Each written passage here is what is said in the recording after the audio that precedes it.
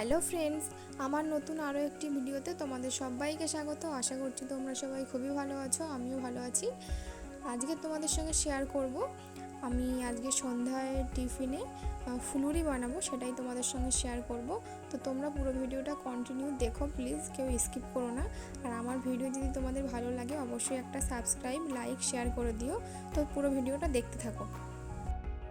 দেখো, আমি এখানে ফুলুরি বানানোর জন্যে 2 বাটি বেসন নিয়ে নেব।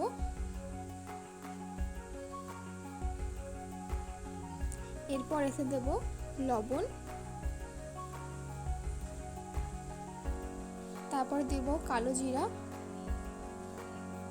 তারপরে দেব মৌরি, তারপরে কাঁচা লঙ্কা। এইগুলো দিয়ে ভালো করে মিক্সড করে নেব। ভালো করে মিক্সড করে নিয়ে অল্প অল্প জল দিয়ে মিক্সড করতে হবে ভালো করে, যেন না একেবারে হালকা হয়ে যায় বা একেবারে অনেকটাই গাঢ় হয়ে যায় এইভাবে। আর আমি কিন্তু এটা আজকের বানাচ্ছি, আমি কিন্তু একটা ভিডিও দেখেই বানাচ্ছি, দেখছি যে কেমন হয়। এই প্রথমবারই আমি বানাচ্ছি এরকম ফুলুরি।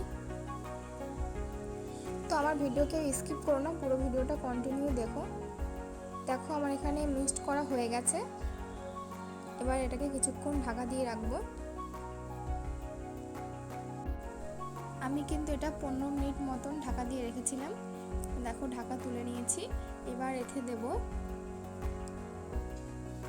খাওয়া সোডা 1 চামচ পরিমাণ মতন দিয়ে দেব।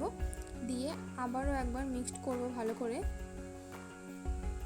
এটা ভালো করে মিক্সড করা হয়ে গেলেই আমার কমপ্লিট হয়ে যাবে।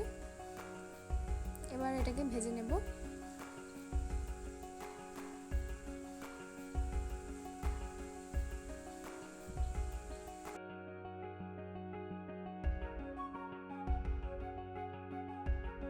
এখানে দেখো, আমি ফুলুরি ভাজা শুরু করে দিয়েছি। এরকম অল্প অল্প করে হাত দিয়ে দিতে হবে। আর তোমরা চাইলে এক্ষেত্রে কিন্তু অনেক রকম মশলাই দিতে পারো, মানে সব রকম মশলাই দিতে পারো। আমি ফোনে দেখেছি যে এইরকম ভিডিও, সেই রকমভাবেই বানিয়েছি। তোমরা চাইলে সব রকম মশলাই দিতে পারো। তবে হ্যাঁ, এতে আমি পরে কালার হওয়ার জন্য হলুদ অ্যাড করেছিলাম। তো পুরো ফ্যাকাশে সাদা হওয়ার মতন ছিল, সেই জন্য হলুদ দিয়েছি। তোমরা চাইলে এতে লঙ্কা গুঁড়ো, গোলমরিচ গুঁড়ো, জিরা গুঁড়ো সব রকমই দিতে পারো, টেস্ট হবে।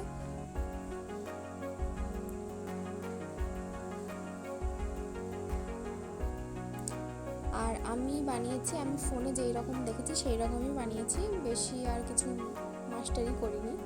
তো দেখো, আমার এখানে ফুলুরি ভাজা কমপ্লিট হয়ে গেছে। একটাও আমি গোল করতে পারিনি।